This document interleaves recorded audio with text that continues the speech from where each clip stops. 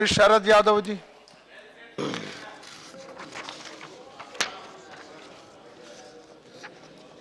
और सभापति जी, तीन वक्ताओं ने जो बात रखी है और विस्तार से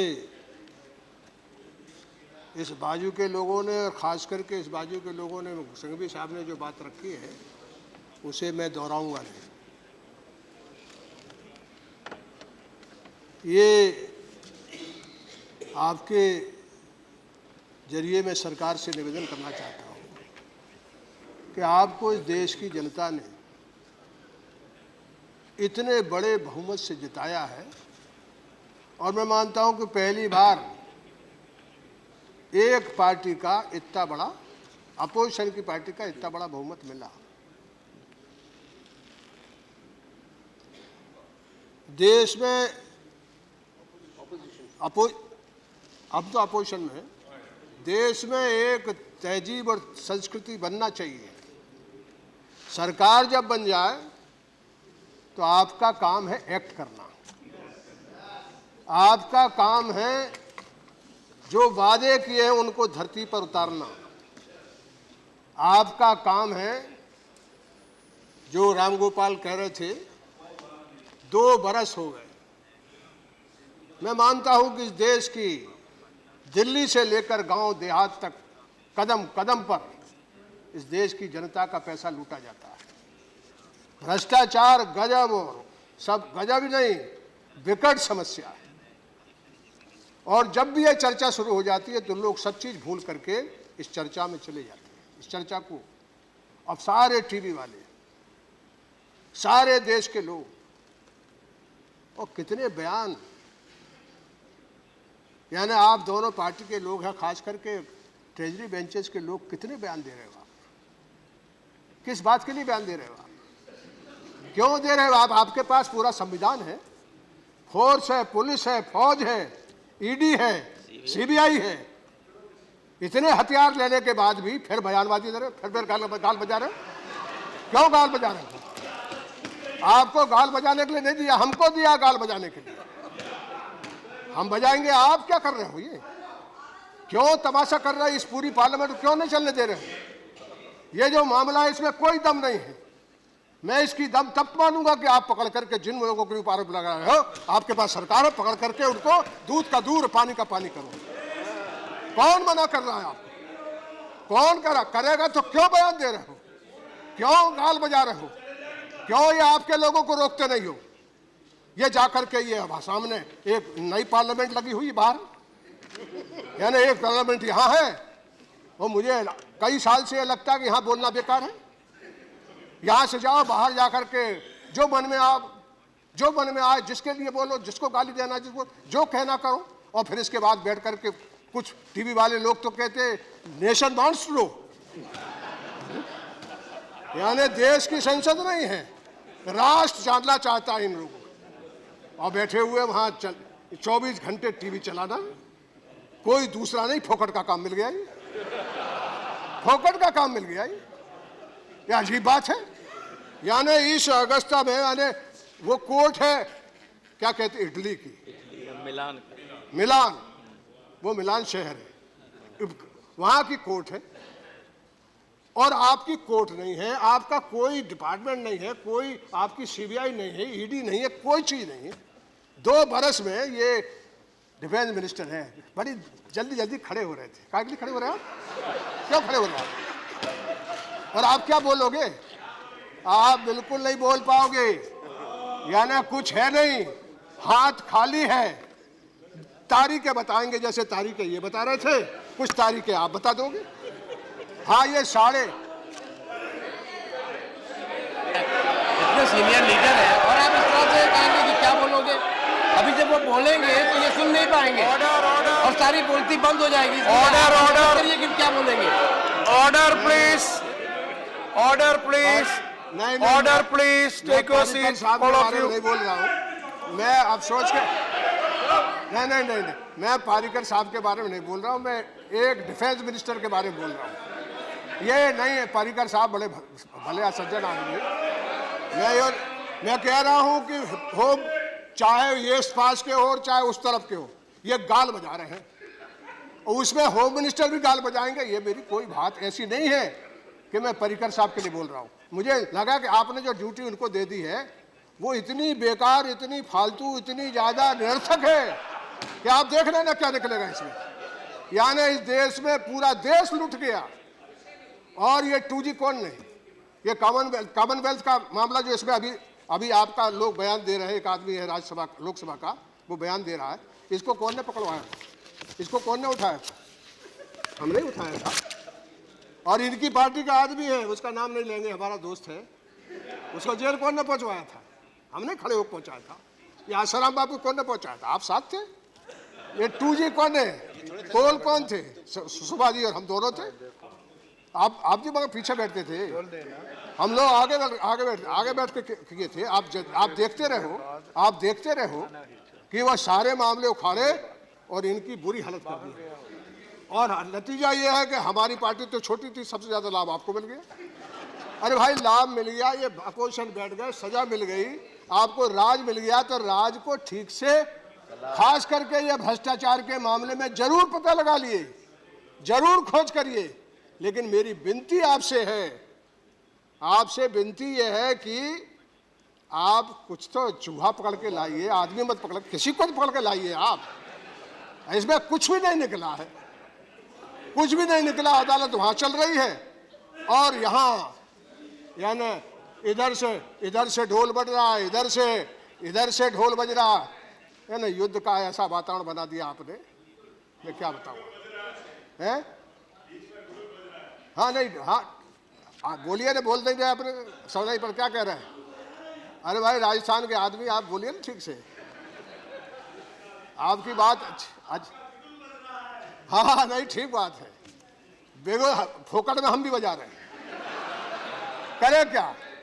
जब फोकट का खेल शुरू हो गया तो फोकट का काम हम भी कर रहे हैं। यानी ये तैयारी करके आए हैं, ये 2-3 वक्ता बोलने के बाद मतलब ये सारी तैयारी बेकार हो गई, कुछ मतलब नहीं। फिर डेट हम देंगे, फिर डेट हम चलाएंगे। और हम तो सरकार में थे, और जो 4,500 जो मीटर 6,000 से किया गया, वो अच्छी तरह से हमको मालूम है, अच्छी तरह से हमको मालूम है। और वो कोई इसलिए नहीं किया था, कुछ भ्रष्टाचार की बात थी, कोई उसमें आरोप नहीं लगाने के लिए कह रहा हूं मैं। इस तरफ से जो कहा जाए गलत है, वो आरोप नहीं लगाया। वो कह रहा हूं कि मान लो कोई आरोप लगाता है, ये हुआ है कि इधर से शुरू हुआ जो है, फिर आप लोग भी शुरू हुए। मैं आरोप नहीं लगा रहा हूं, मगर ये बात जो है वो इतनी इसलिए कह रहा हूं कि विनती है मेरी। वैसे तो पार्लियामेंट का आपने सत्र कम कर दिया, और सत्र कम करने के बाद आपने ऐसा मामला फोकट का उठा लिया है। मैंने इसमें बहुत रात भर में जगते रहा, ये 100-150 हजार पेज का हमारे पास पहुंचा दिया किसी ने, ये केसी त्यागी ने पहुंचाया। हम रात भर उसमें माथा मारते रहे, हाँ रात भर माथा मारते रहे। और हमने ये सब तैयारी की, और तैयारी करने के बाद हम जब ये सिंघवी साहब का भाषण सुने तो वो संक्षेप में हमको समझ आया कि ये बात। और भूपेंद्र जो है वो तो जो लोग अननेसेसरी सवाल उठाए हुए उनके साथ खड़ा है, ये ठीक नहीं है। मैं आपसे फिर कहता हूँ, फौज के मंत्री जी, आप जो है इसमें सिर्फ एक काम करिए। यहाँ प्रधानमंत्री जी नहीं है, मेरी आपसे विनती है कि इसमें जरूर पैसे खा गए, इसमें किकबैक हुआ है। और ये जो डिफेंस डील है, इसमें इतना माल लोगों ने खाया है कि होटलें खड़ी कर ली, 5 स्टार होटलें हैं, उनके बेटे लोगों को बड़ी बड़ी गाड़ियों में चल करके कुचल रहे हैं। चोरों का मामला इसमें, देश बढ़ गया। अभी रामगोपाल जी कह रहे थे कि पाकिस्तान के सामने हमारे पास कम हथियार है। हमारी बदकिस्मती है कि वो पाकिस्तान भी बाहर से सब पूरे देश की, गरीब देश का पूरा पैसा खर्च करके फौज का सामान ले आता, और हमारी बचत में हम कहीं दुनिया में दूसरी जगह नहीं लड़ रहे हैं, आपस में ही लड़ने के लिए हम दोनों इतना पैसा इतना बर्बाद कर रहे हैं, इसकी कोई हद नहीं। और उस बर्बादी में जो बाहर से लाते हथियार तो हमारे पास है नहीं, हमने खोज तो कुछ की नहीं। यदि कह दो तो अभी आप लोग खड़े हो जाओ कुछ भी नहीं किया, सब उधार ला रहे हो। और ये बोट क्लब पे मैं कभी गया नहीं। तो 26 जनवरी को आप सब बाहर के हथियार दिखाते हो दुनिया को, देश की जनता को डराते हो। अरे अजीब बात है भाई, तुमने क्या बनाया? सब जात बाहर से लाते हो, आदमी हमारे वो भी बाहर से लाते हैं, और आदमी उनके नहीं, आदमी उनके भी मरते और हमारे भी मरते हैं, और पैसा भी खाते हैं, उधर के लोग भी खाते हैं। और यहाँ तो कुछ कहना ही नहीं है, यहाँ तो जबरदस्त खाने का, यानी सबसे ज्यादा कोई एक संस्कृति यहाँ सबसे ज्यादा 70 वर्ष में पनपी है, तो वो कदम कदम पे गिट्टी खाओ, मिट्टी खाओ। अब ये क्या कहते हैं, हेलीकॉप्टर जो है VVIP, अब ये 3 खड़े हैं और बाकी जो है वो रुक गए हैं, और लोग पैसा ऐसा खा गए। 2 बरस में पहली बार एक फौज के आदमी को बुलाया जा रहा, वो 2 बरस से आराम कर रहा आपके ज़माने में। भाई 2 बरस से आप हैं, मेरी आपसे कहना है कि आपको मैं इसके आपके माध्यम से कह रहा हूँ कि आप पूरी तरह से, आपको पूरी ये हम समर्थन करेंगे। आप किसी तरह से भी ये लुटेरे लोगों को, ये पैसा खाने वाले लोगों को, ये देश का जो पैसा, जनता का जो पैसा है, उसको लूटने वाले लोगों को आप पकड़ के लाइए। हम लोग आपका साथ देने का काम करेंगे, लेकिन झूठे आरोप मत लगाइए, लोगों की जिंदगी तबाह मत करिए। झूठे आरोप लगा करके देखो, आदमी की, राजनीतिक आदमी की साख बहुत वर्षों में बनती है, और वो साख जो है वो टूट जाती है, हिल जाती है, तो आदमी जो है वो, यानी आप नहीं जानते, हम सब लोग उस दौर से गुजरे हुए, हम पे हवाला लगा दिया था, हम पे हवाला लग गया था। और हाँ, डायरी में एक नाम में था हमारा SC लिखा हुआ, SY लिखा हुआ था, और हमको मतलब यानी कितनी वेदना हुई हम उसका वर्णन नहीं कर सकते आपसे। ना आडवाणी जी, हमने दोनों ने इस्तीफा दिया था, जैसे ही आरोप लगा था वैसे हम लोगों ने जाकर के घंटा पहले आडवाणी जी ने दिया, 1 घंटे बाद मैंने दिया। हमारे 62 MP थे, आपके 80 MP थे। लेकिन जब आरोप लगता है तो ऐसा मत करो इस देश के लोकतंत्र में।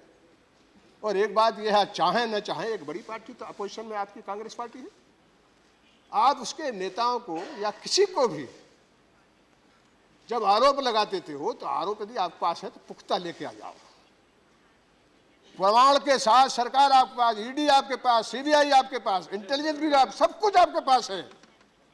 लेकिन ऐसा मत करो कि आप हवा में गाल गाल बजाबर करके, हजारों चारों तरफ धोल पीट करके किसी को भी कहीं भी बदनाम करने का काम करो। ये आपके लिए भी ठीक नहीं है, हमारी तरफ से, आपकी तरफ, दोनों की तरफ से ये नहीं होना चाहिए। और मैं मानता हूँ उपसभापति जी, इस मामले में मैं अभी कह रहा हूँ, चुनौती के साथ इसमें कुछ नहीं निकलेगा, कुछ नहीं निकला। ऐसा देश उलझा हुआ, ये इतना ज़्यादा हमारे भीतर, यानी ऐसा व्यवस्था बनी हुई है, जो व्यवस्था पूरी तरह से अन्याय के ऊपर खड़ी हुई है, उसमें कभी न्याय नहीं हो सकता और कभी न्याय नहीं दिख सकता। इसलिए यदि आप निकाल सके तो आपका अभिनंदन यही खड़े होकर करेंगे, लेकिन निकाल के बताइए। और फिर से अंत में एक बात कहता हूं कि बयानबाजी बंद करो, ये जो तमाशा शुरू किया है इधर से भी बंद करो और इसके बाद आप भी बंद करो, ये बंद होना चाहिए। और देश में बहुत समस्या है, पूरा देश भूखा है, पूरा देश प्यासा है, किसान मर रहे हैं, बेकार और बेरोजगार लोग तबाह हो रहे हैं, कोई रोजगार नहीं है। उसके लिए यहाँ बहस हो, इसलिए आपसे मेरी विनती है कि आप इस मामले को लाइए, इसको यहीं रोकिए और आप जांच करिए खूब। आपको दिया ही है काम करने के लिए, आप जांच करके फिर यहाँ वापस लाइए, लेकिन इसको उठाने का काम आप आगे मत करिए। यही आपके माध्यम से विनती करना चाहता हूँ। धन्यवाद, धन्यवाद शरद यादव जी। श्री सुगंध